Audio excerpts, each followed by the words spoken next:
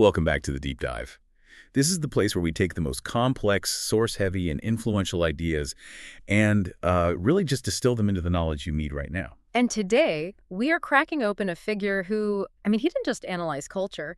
He really gave us the fundamental toolkit to disassemble and understand the hidden rules of modern life. We're talking about Roland Barthes. Exactly. Barthes, who lived from 1915 to 1980, was just this towering figure in 20th century French thought.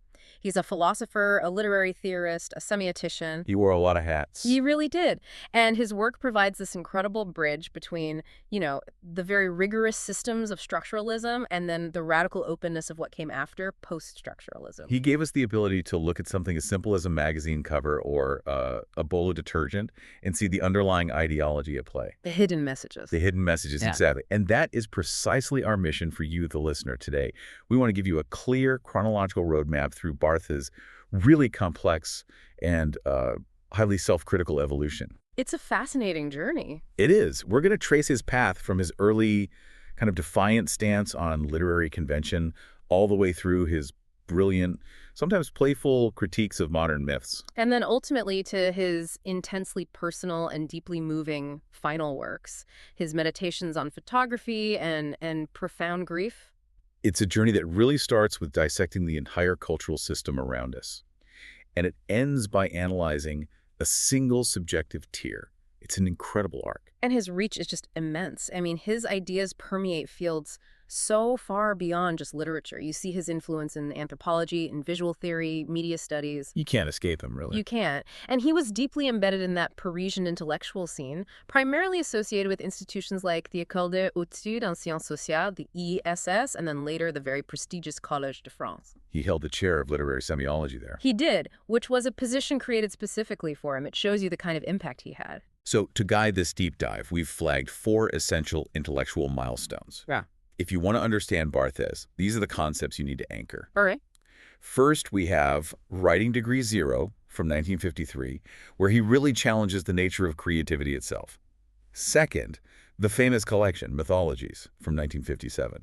That's the handbook for decoding cultural signs. The one everyone knows. That's the one. Third, the essay that truly shifted all the power in literature, The Death of the Author, from 1967. And finally, his last masterful meditation, Camera Lucida, from 1980. It's a perfect selection. It shows his entire intellectual trajectory. So let's dive in and see how a thinker could move from diagnosing the ills of an entire society to finding, solace in a single photograph. Sounds good. Okay, so let's unpack the man before we get to the theory. I think with Barthes, you really can't separate the thinker from the person. His entire career, his whole perspective was so profoundly shaped by loss, by illness, and this incredibly powerful relationship he had with his mother. Absolutely. You have to start there. Roland Barthes was born in Cherbourg in 1915, and his very earliest years were defined by an immediate and profound absence. His father, Louis Barthes. He was a naval officer, and he was killed in World War I before Roland even turned 1 year old. Wow. So this just established the foundational experience of his life, which was being raised solely by strong maternal figures. His mother, Henriette Barthes, his aunt, and his grandmother. That was his world. And he grew up in the French provinces, right, or beyond. They only moved to Paris later in 1924. They did, but even when he was in Paris, the intellectual center of the world, those provincial roots remained incredibly important to his identity. He always had a bit of an outsider's perspective. And that sense of being slightly outside the establishment, yeah, that was only intensified by years of just debilitating illness. Yes, tuberculosis. He was accepted to the Sorbonne in 1935 to study classical literature, but his academic path was just repeatedly and severely disrupted by the illness. And we're not talking about just, a minor setback here. This was a 9-year period, wasn't it? Spanning from 1939 to 1948. A huge chunk of his young adult life. His life was punctuated by these repeated physical breakdowns and these very long periods of isolation and sanatoria. That has to change a person. It's a defining experience. This recurring health struggle meant he couldn't complete the necessary qualifying exams for a standard academic career path. Ah, okay. And significantly, it also exempted him from military service during World War II. So while his peers are having this collective national experience, he's isolated. So he's on the sidelines observing. He's always observing. He managed to publish early papers, and he completed his MA equivalent thesis on Greek tragedy in 1941, but those years were just characterized by this necessary distance and introspection. That isolation, I think, surely contributed to his later ability to stand apart from convention and just critically observe the world. So his path to becoming this intellectual giant was anything but typical.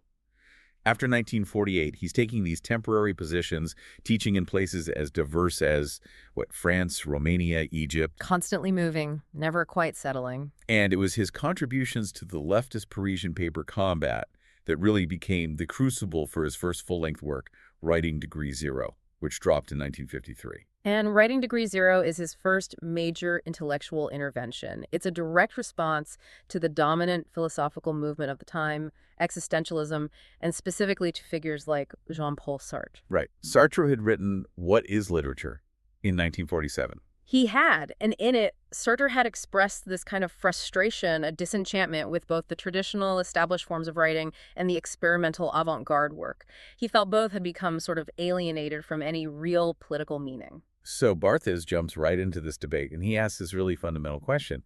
Is true originality even possible when you sit down to write? And he establishes a very clear distinction to answer that question. It's a brilliant framework. Okay, let's break it down. He argues that two components of writing are inherently unfree. You have no real choice over them. First, there's language. The system itself. The system itself. The grammar, the vocabulary. It's fixed, it's collective. You can't just invent a new language every time you write a book. You inherit it. Okay, that makes sense. And the second thing? The second is style. And for Barthes, style is also fixed.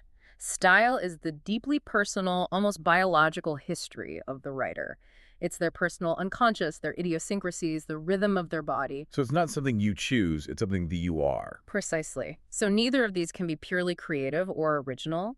They are imposed on the writer by society on one hand and by their own personal history on the other. Okay, so if language is a fixed system and style is this fixed personal history, where on earth does creativity manage to sneak in? What's left for the writer to actually do? For Barthes, creativity resides in the form, which he terms writing, or l'écriture. This writing is the conscious, specific, ethical choice an individual makes. So it's the how. It's the how. It's how they choose to manipulate the existing conventions of language and style to achieve a particular desired and often political effect. It's the writer's public commitment, their way of presenting themselves to the world through their work. This is fascinating to me because he immediately identifies the major vulnerability of this creative act. He says that unique act of writing, that specific form, it's constantly threatened. It is, and this is the tragic cycle of it. Once a unique form is published and it enters the public sphere, it risks being absorbed, normalized, and eventually becoming a new convention itself. Right. What was once radical becomes the new cliché. Think of any literary movement. Modernism, for example. What started as this radical break eventually becomes just another style taught in universities. Barthes realized that this means creativity can't be a static achievement. It has to be an ongoing, active process of reaction and change against the normalization of the previous form. Writing must constantly destabilize itself to stay alive. This idea of maintaining critical distance, of learning to stand apart from the thing you're analyzing, is so crucial to his whole project. And we see it play out perfectly in his analysis of the 19th century historian, Jules Michelet. Yes, his work on Michelet is a great example of his method. He approached Michelet not as a source of historical truth, not as someone to learn from in the traditional sense. But as an artifact of history. As an artifact, exactly. He argued that the real lesson isn't in believing Michelet's claims, which Barthes often found flawed or ideologically skewed. The real lesson is in maintaining that critical distance and learning from his errors. That sounds completely counterintuitive to traditional scholarship, doesn't it? Yeah. I mean, usually you're looking for the truth within the source. Why would focusing on the flaws be more revealing?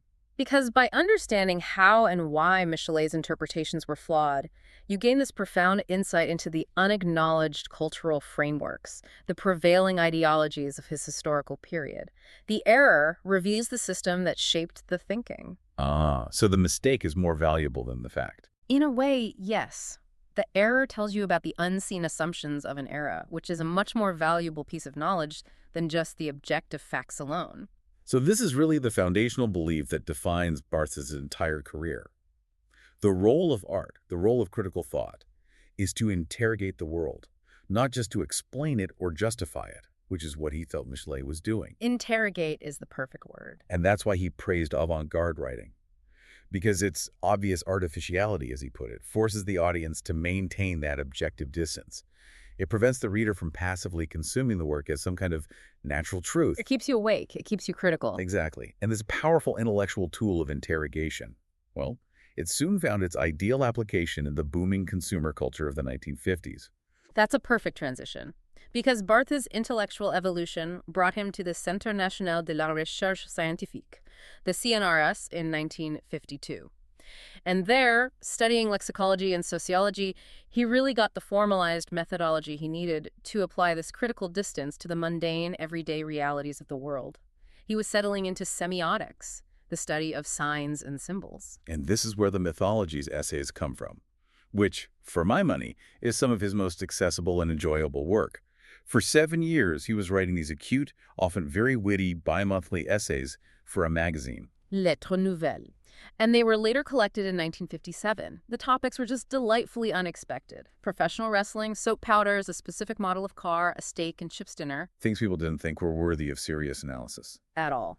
But the genius of mythologies is that Barthes took these specific, culturally saturated, yet seemingly trivial objects, and he interrogated them. He wanted to expose how bourgeois society, the dominant, self-satisfied middle class, asserted and, crucially, naturalized its own values through these things.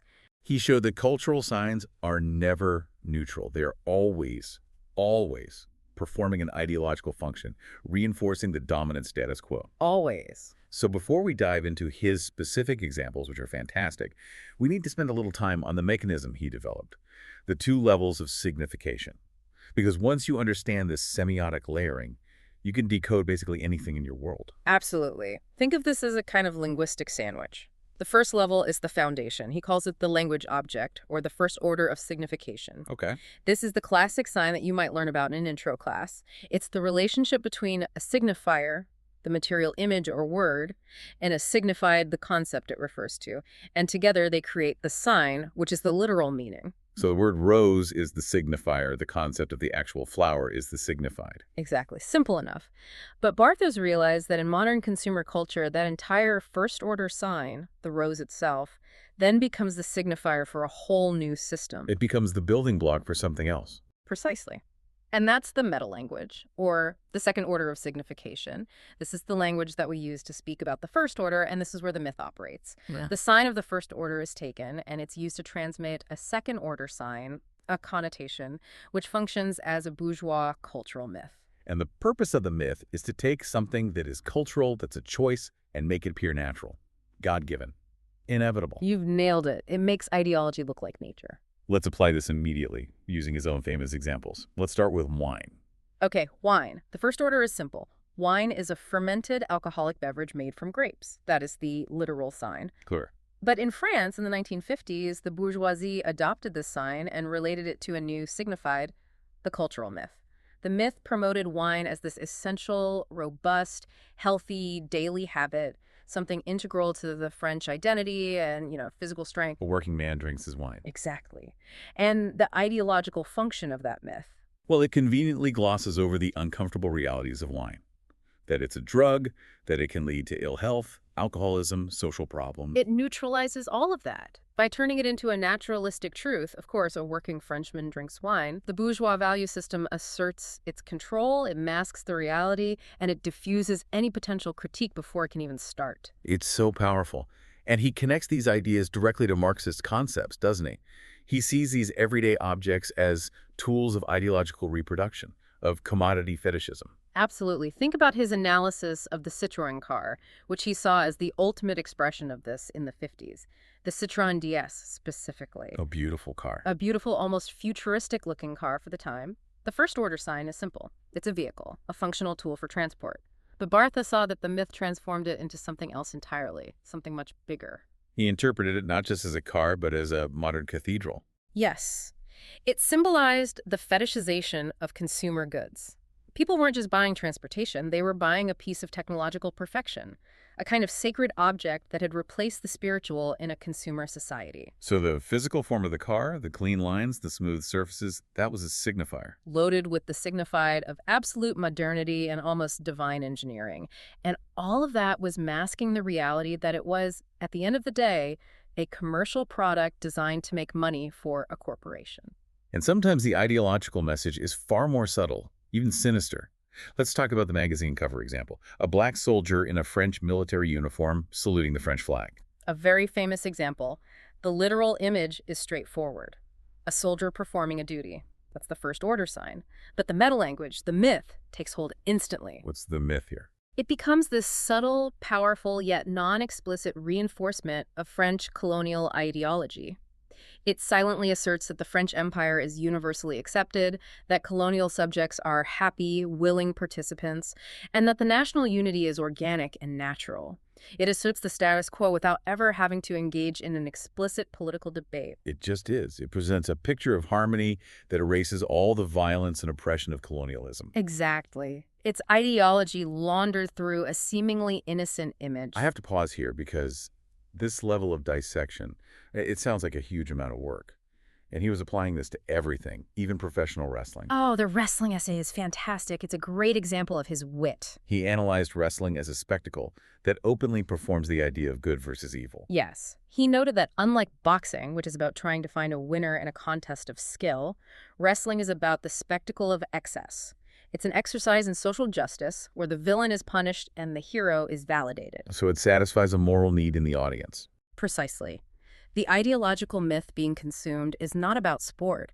It's about the performative clarity of morality. In a confusing world, here is good, here is evil, and evil gets its comeuppance. It's a comforting narrative. So it's this constant work of demystification. But here is the deep irony that the critique eventually points to. If Barthes was so effective at decoding bourgeois culture, did he feel successful in this project? Quite the opposite, actually. This is one of the most interesting parts of his intellectual journey. Barthes noted, with a real touch of melancholy, that mythologies itself became absorbed into the very bourgeois culture it was critiquing. How so? He became a celebrity intellectual. He was the guy you get to comment on the latest cultural fad. He felt people were less interested in a genuine societal critique and more interested in his ability to control his readership, treating his demystification as just another cool intellectual consumer product. So his critique became a new myth, the myth of the brilliant critic. Exactly, and this crisis drove him deeper. It made him question the whole utility of demystifying culture, if the myths simply mutate to absorb the critique. He took this same semiotic methodology and applied it to other complex systems, famously in the fashion system. He showed how signs, even abstract concepts, could be adulterated and weaponized just by translating them into words. This is a really sophisticated point about linguistic corruption. He showed that fashion magazines don't just show you images of clothes, they tell you what the images mean, and that language is completely loaded. Give us an example. Okay, so if the fashion system dictates that a blouse is the ideal item for the spring season, that idea is immediately presented and naturalized as an objective truth. Even though the word blouse is totally interchangeable with vest or skirt in a purely linguistic sense, there's nothing inherently spring-like about the word itself. Nothing at all. But the linguistic sign, the word blouse, gets loaded with this idealistic bourgeois emphasis. The word becomes the vehicle for the myth, turning a simple article of clothing into an ideological statement about taste, class, and modernity. It's a system where signs are transformed into mandatory, idealized language. So moving into the early 1960s, Barthes then started applying structuralism not just to objects, but to the very structure of fiction itself. Yeah. He was looking to formalize the discourse of literature, viewing narrative almost along linguistic lines. Yes. He wanted to find a deep correspondence between the structure of a single sentence and the structure of a full story. He broke narrative down into 3 hierarchical levels, moving from the smallest possible unit of meaning all the way up to the whole. Okay, let's break down those 3 levels. This sounds like it gets pretty technical, but it's important for understanding his rigor. It is. The most fundamental level is what he called the functions. These are the elementary, indivisible, descriptive pieces. A single word, a basic descriptive unit. For example, if we're reading a story, a function might just be the word dark. It's just dark. Okay, so then those functions integrate to form the second level. The actions. The actions are the characters or the structural elements that are formed by integrating those functions. So if you combine functions like dark plus mysterious plus cloaked plus uncommunicative, you create the action of, say, the mysterious stranger. I see. It's like building with Lego bricks. The functions are the individual bricks. The actions are the little models you build with them. That's a great analogy. And finally, those actions, those little models, combine to form the overarching narrative, the overall structure of the story. And what was the goal of all this? Why break it down so meticulously? His goal was purely analytical. By breaking the work down this way, he felt he could rigorously evaluate the degree of realism with which a narrative was constructed, how authentically the functions were combined to form the actions, and thus how genuinely the narrative reflected reality. So it's another tool to dissect those misleading, naturalizing mechanisms of bourgeois culture, but this time embedded in the very DNA of storytelling itself. That's it. He was trying to build a perfect, scientifically objective microscope for cultural critique. That's a perfect metaphor for it. He wanted total objectivity, but that rigorous, almost clinical structuralist position. It inevitably led to friction with the literary establishment, particularly the old guard at the Sorbonne. A huge amount of friction. This sets up the famous intellectual confrontation with Raymond Picard, who was a very highly respected Sorbonne professor.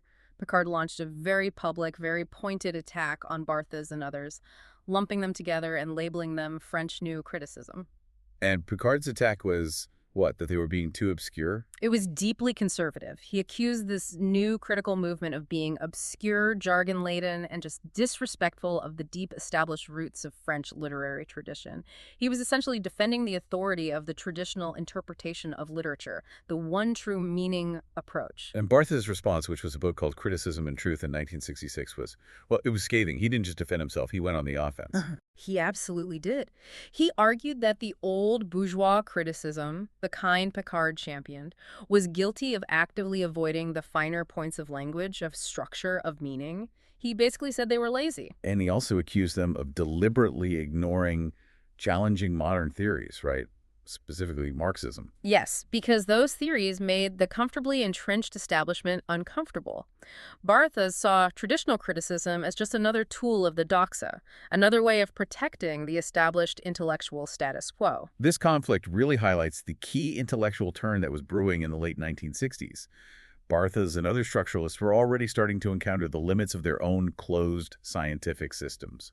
And that was largely thanks to the emerging post-structuralist critiques, especially from thinkers like Jacques Derrida. This is what we now call the crisis of the transcendental signifier. It's a mouthful, but it's a crucial concept. Let's unpack it. Structuralism relies on the idea of a stable, self-contained system, right? Yes. But Derrida argued that every structuralist system, whether it's analyzing language or narrative or culture, implicitly relies on a transcendental signifier. This is a mythical symbol of constant universal meaning that acts as an orienting outside point of reference. So it's the universal truth, the permanent anchor that grounds the entire system of meaning, God, truth, justice, something outside the system that gives the system its meaning. Exactly. And the post-structuralists, led by Derrida, said that anchor doesn't exist. Since there are no symbols of constant universal significance outside the system itself, the entire premise of structuralism as a closed system for objective evaluation is inherently flawed. It's hollow. That sounds like a philosophical earthquake for someone like Barthes, who just spent the last decade trying to build that perfect objective system of analysis. It was a huge earthquake. But Barthes was self-critical enough to recognize the truth in this critique. He realized his pursuit of rigor had led him into another kind of closed system, another trap. And this spurred his transitional thinking, a move away from the idea of closure and toward radical openness and decentralization. And a crucial catalyst for this transitional phase was his 1966 trip to Japan, which produced the book Empire of Signs in 1970. I find it so fascinating that the moment he starts seeing the limits of Western system building, he looks east. Was he searching for a cultural antidote to structuralism? In many ways, yes. Barthes saw Japanese culture as fundamentally comfortable existing without the Western metaphysical need for a universal reference point, without that elusive transcendental signifier. What did that look like in practice? He interpreted Japan as a culture that embraced signifiers without feeling this constant, overwhelming obligation to load them with immense, hidden ideological signifieds. The signs could just be signs. And he used a powerful geographical observation to encapsulate this feeling, didn't he? He did. He noted that the center of Tokyo, the location of the emperor's palace, is not this overbearing monumental entity that dictates the meaning of everything around it, like, say, the Vatican in Rome. Right. It is, by contrast, a silent and nondescript presence, avoided and unconsidered. It's an empty center. It holds no ultimate meaning for the rest of the city. And the resulting insight from that observation. The insight was that signs in Japan, Barthes felt, could exist simply for their own merit. They retained only the significance naturally imbued by their signifiers. This stood in direct, radical contrast to the highly layered, myth-saturated Western world he had devoted mythologies to dissecting a world obsessed with forcing meaning onto every empty space. This intellectual freedom of the sign, this empty center, it pointed Barthes toward his most influential and radical conclusion back home. It absolutely did. And here's where it gets really interesting, culminating in his best-known, most controversial, and paradigm-shifting essay, The Death of the Author, which he published in 1967. This essay is the logical consequence of everything we've just talked about. The crisis of the transcendental signifier, the observation of the empty center, it all leads here. Barthes launched a direct assault on the traditional concept of the author. Meaning the author with a capital A? The author with a capital A, that isolated, brilliant genius whose intentions, whose biography, whose personal psychology supposedly dictates the one true, ultimate meaning of a text. And why did he find this concept so problematic? So bourgeois. He argued that traditional authorial authority is a forced projection of ultimate finalized meaning. If you assume the author is the final arbiter of what a text means, then you can infer an ultimate, contained, consumable explanation for the work. So it's about closure. Yeah. About finding the right answer. It's all about closure, and Barthes argues that this concept of the knowable text is a delusion of Western bourgeois culture. And what's the function of that delusion? Why do we cling to it? It makes literature standardized. It allows a text to be studied, summarized, standardized, and ultimately made consumable in a capitalist market. Once you've known the author's intent, the text can be shelved, its meaning fixed, and it can be replaced and sold again. It turns a living text into a sealed commodity. But wait a minute. I mean, the obvious pushback here is, if you remove the author's intent, doesn't that risk turning great literature, or any text, into just arbitrary noise? Surely if the reader creates all the meaning, then anything goes. That's the common critique, and it's a fair question. But Barthes addresses it by shifting the focus entirely from creation to combination. His radical conclusion is built on two facts. First, that language itself is a vast, uncontrollable proliferation of meaning, and second, that the author's mind is fundamentally unknowable. So any ultimate fixed realization of meaning is impossible anyway. So the author, that figure of ultimate genius, is just an obsolete concept. Obsolete. And in its place, he gives us what he called the scripter. What's the difference? The scripter is not a genius creating from nothing. The scripter is a contemporary figure who merely combines pre-existing elements, other texts, cultural norms, conventions, previous signs in new and interesting ways. So they aren't creating ex nihilo. Not at all. They are assembling. Think of it less as a painter inventing a new color and more like a DJ mixing existing tracks. The scripter is simply the place where language, culture, and history pass through and are reconfigured. So the author is dead. The scripter is just a facilitator, which means the ultimate power shifts completely. It becomes resident not in the person who put the words down, but in the person who picks them up. Precisely. And this is Barthes' most famous line, the one that crystallizes this entire intellectual revolution. The death of the author is the birth of the reader. The power to realize or to create meaning shifts entirely to you, the consumer of the text. The birth of the reader. That means we, as readers, are now actively engaged in production, not just passive consumption. And Barthes immediately set out to prove this theoretically, didn't he? He wanted to demonstrate how the reader could actively create meaning through textual analysis. He did. He did this in his incredibly dense, methodical, almost overwhelming work, SZ, published in 1970. This book was an exhaustive, critical reading of a novella by Honoré de Balzac called Sarrasine. And he put his old structuralist rigor to work one last time, but this time with a post-structuralist goal. Exactly. He used this intense methodology involving 5 major codes for determining significance. Things like the proeretic code, which tracks the sequence of actions, or the hermeneutic code, which follows the riddles and puzzles in the story. But what made it so unique was the concept of the lexia. The lexia, yes. A lexia is an arbitrarily chosen unit of text. It could be a sentence or even just a fragment of a sentence. He chose them specifically to remain methodologically unbiased, and he broke Balzac's novella down into 561 of these units. 561, that is thorough. It's unbelievably thorough.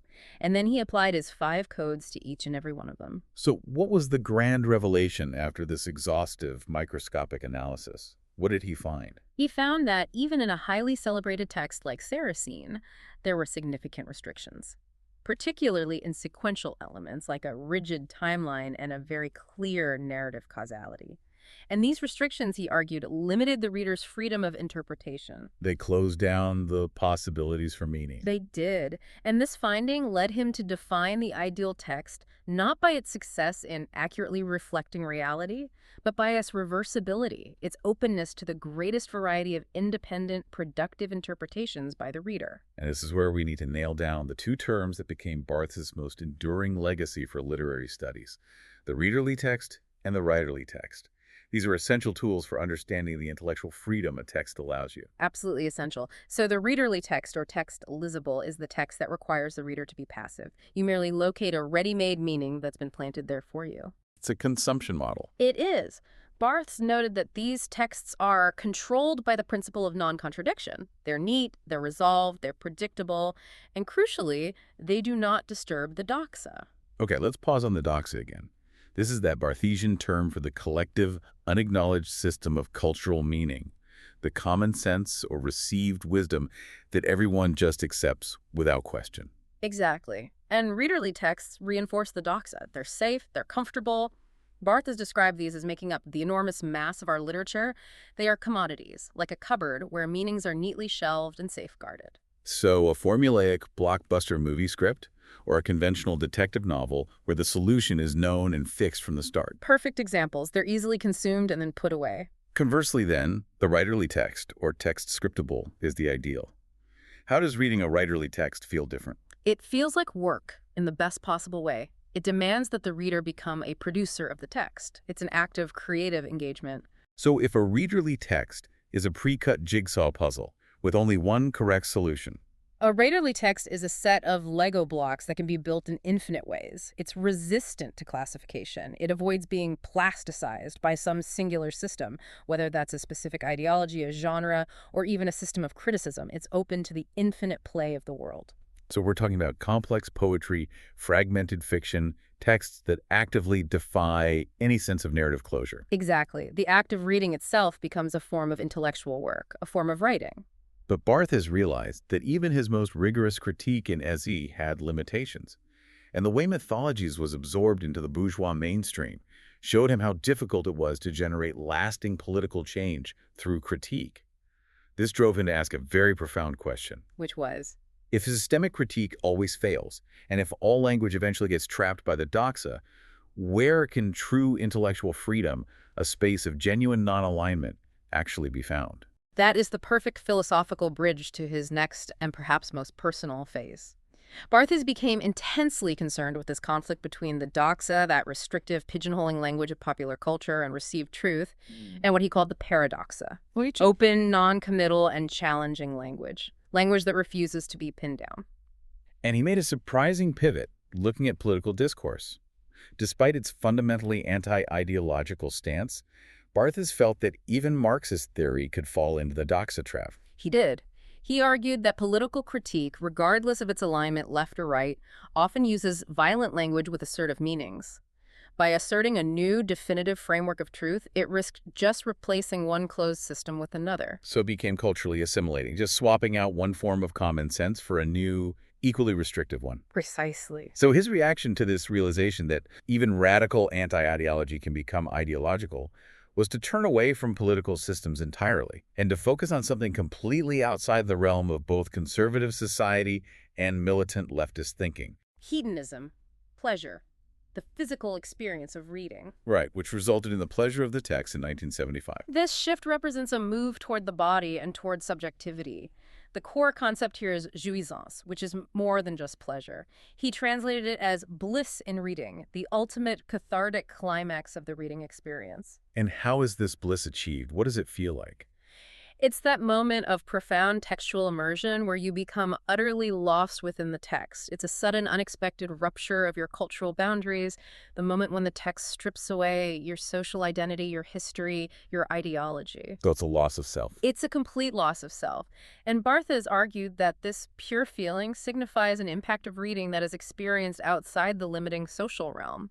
It's free from culturally associative language, and thus, theoretically, it's neutral with regard to social progress. It's an escape from the doxa through pure, non-classifiable feeling. But the pursuit of neutrality, of writing that avoids imposing meaning or identity, was still very difficult for him.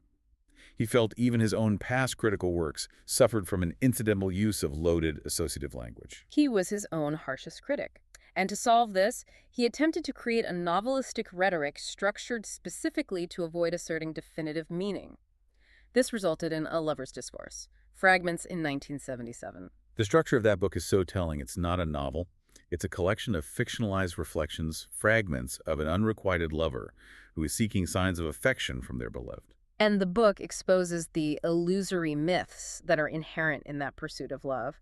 The lover is constantly projecting an ideal, trying to assert his own false reality onto the relationship. The fragmented form challenges the reader's own views of the social constructs of love, but it never asserts a definitive universal theory of what love is. It maintains neutrality by being purely descriptive of the search for meaning, not the meaning itself. That's a beautiful way to put it. And while he was exploring these elusive, fragmented subjects, Barthes also attempted to address the ancient philosophical problem of the mind-body dualism, influenced by his studies of Eastern thought. He specifically critiqued European culture, arguing it was infected by Western metaphysics, which always prioritizes the mind and the spirit over the physical reality of the self. His body theory emphasized the formation of identity and the self through conscious bodily cultivation, rather than purely mental or spiritual pursuits. It's a constant effort to question the cultural scaffolding upon which we build meaning, even the concept of the body itself. Yes, he even felt the body was often treated as a fashion word, providing the illusion of a grounded philosophical discourse while remaining ideologically loaded. His work was always a process of peeling back layers. And that focus on the physical self, the ultimate subject, leads us directly to his final and most emotionally resonant work. The complexity of Barthes' career moving from the systems of the entire world to the fragments of the individual's self, all of it culminated in Camera Lucida, published in 1980. This essay is a profound shift. He narrows his analytical lens from the vast cultural system to the highly specific, subjective event of personal memory and loss. The impetus for the book was absolutely devastating. It was written in the aftermath of the 1977 death of his mother, Henriette Barthes, the woman with whom he had lived for 60 years. It was a colossal blow. And the book is simultaneously a rigorous essay on the metaphysics of photography and a deeply personal meditation on photographs of his mother, though tellingly, none of those personal photographs are actually reproduced in the published work. They remain private. They remain his. Barthes had long been interested in photography. He'd even critiqued its use back in mythologies for how it could be used by bourgeois culture to infer naturalistic truths, to make ideology look like fact. But he retained this belief that photography held a unique, almost terrifying potential for presenting a completely real existential representation of the world. And in Camera Lucida, he develops his last great conceptual dichotomy, studium and punctum. Okay, let's delineate these clearly because they explain so well why some images stick with us and others just fade away. Okay, the studium is the first layer of meaning. It is the obvious, symbolic, cultural, or general meaning of a photograph. It's what the photographer intends to communicate. It's the conscious cultural appreciation. It's what you look at and intellectually understand. So you look at an old family photo, and the studium is the clothing, the time period, the general setting, the fact that it's a family. Right, it's the context. Yeah. The punctum, however, is what penetrates that conscious understanding. It pierces you. It pierces you. The punctum is that element which is purely personal, subjective, and which pierces the viewer. It's often a small, non-obvious detail, a piece of jewelry, a smudge on the background, an accidental gesture that jumps out and creates an emotional response that is unique to you, the individual viewer. It is entirely outside the photographer's intention or the photo's general message. It's the detail you can't rationalize or explain away. Exactly. And Barthes was initially troubled by this because he realized that when he tried to communicate the personal significance of his mother's photographs to other people, the punctum could be rationalized or simply removed by the listener. It was too subjective to share. So how did he solve that dilemma? The solution he found, and the reason he focused on one specific picture of his mother as a child, the famous winter garden photo, was profound. He argued that a picture creates this false illusion of what is meaning, what is present right now, fixed in time. But he said what was is a much more accurate description of a photograph. And because his mother, Henriette, had died, her childhood photograph became stark, unbearable evidence of what has ceased to be. It ceased to be an objective anchor. It became a potent reminder of the world's constant flux and the finality of absence. That photograph wasn't a universal truth for him. It was a uniquely subjective object of grief. The recurrent feeling of loss he experienced whenever he looked at it could not be removed or rationalized by any cultural system or critical framework. The punctum was the raw, unadulterated pain of memory. It's truly a moving final work. It brings his entire career's reflection on subjectivity, science, and cultural society to bear on a single, personal, profound expression of grief. It's the ultimate counterpoint to the cultural analysis of mythologies. It is. Sadly, his life was cut short very shortly after its publication. On February 25, 1980, while walking home near the Collège de France, Barthes was knocked down by a laundry van driver. He died a month later, on March 26, from the resulting pulmonary complications. And the depth of his personal loss, the devastating effect of his mother's death, was revealed even further in a posthumous publication, the Journal de Deuil, or Mourning Diary, which came out in 2009. These were intimate notes he wrote from the day after his mother's death until September of 1979. The entries are intensely raw. They reveal the profound, almost role reversal nature of his grief. There's one quote that's just heartbreaking. He wrote, quote, "For months long I had been her mother. I felt like I had lost a daughter." And then, reflecting on the decades she dedicated to supporting his difficult, demanding work, he wrote, "Before that, she had made herself transparent so that I could write." The suffering was so immediate and constant, he wrote, insisting, "Do not say mourning. It's too psychoanalytic. I'm not in mourning. I'm suffering." Which is such a Barthesian statement. It's a refusal to let the doxa, even the doxa of psychology, define his most personal experience. His posthumous works also revealed other facets of his highly private life. Incidents from 1987 includes fragments from his erotic diary, Soirée de Paris, and an earlier diary detailing aspects of his sex life in Morocco. And finally, his notes from a 3-week trip he took to China in 1974 with the literary journal Tel Quel were published as Travels in China in 2012. And his observation there, after all these years of dissecting Western myth, was the ultimate Barthesian anti-mythological statement. He found China not at all exotic, not at all disorienting. Just a refusal of the Western expectation of Oriental mystery. A total refusal. So what does this extraordinary, restless intellectual journey mean for us today? Roland Barthes' contribution to structuralism, semiotics, post-structuralism, it fundamentally redefined every field concerned with representation and communication. Literature, media analysis, photography, even computer science. But I think his most unique and enduring legacy is that he taught us how to constantly question the systems we inhabit. His work was never about building one stable theory that would last forever. It was always about adapting, evolving, and actively refuting any notion of constancy or stability. Because of that continual adaptability and self-critique, the very process of killing off his own ideas when they became restrictive, there is no canon of thought for others to rigidly model themselves after. There is, truly, no Barthesism. He leaves us with tools, not dogma. So to quickly recap the critical tools you've gained today, remember the readerly text? The text lisible. It's passive, forcing you to accept ready-made meaning. It reinforces the doxa. While the writerly text, the text scriptable, is active. It makes you the producer of meaning. It demands creative effort and resists closure. And the old concept of the author, that ultimate defining source of meaning, is obsolete. It's replaced by the scripter, who simply combines pre-existing texts, norms, and conventions. The death of the author is your birth as the reader. Barthes spent his entire life showing us that every seemingly objective, harmless observation about our culture, from the purity of laundry soap to the structure of a novel, is in fact an ideological narrative just waiting to be decoded. He showed us the inherent danger of systems becoming closed, whether they are cultural myths or academic theories. He demonstrated that even the most radical, scholarly, critical writing can eventually be absorbed and neutralized by the doxo. And that raises a final provocative thought for you to chew on. If all of Barthes' incredible work could eventually be neutralized by the common sense of the culture, how vigilant must you be in questioning the hidden ideological messages and the naturalistic truths that are being built right now in your social media feed, in your corporate training, or in the latest trend you consume? The work of demystification is never done. It is an active, ongoing, daily effort. Thank you for joining us on this deep dive into the extraordinary, courageous mind of Roland Barthes. We'll see you next time.